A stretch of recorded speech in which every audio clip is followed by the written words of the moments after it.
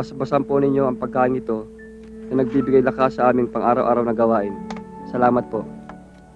Sa ngalan ng Ama, ng Anak, ng Espiritu Santo. Amen. Ha? Bakit? Ulam ko yan ah. Ano? May angal? Wala. Buti na lang. Ang dami nating ulam.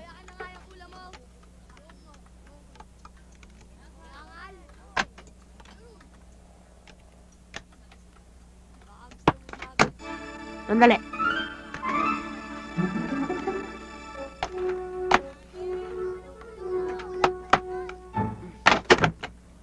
Ano? May angal? Wala.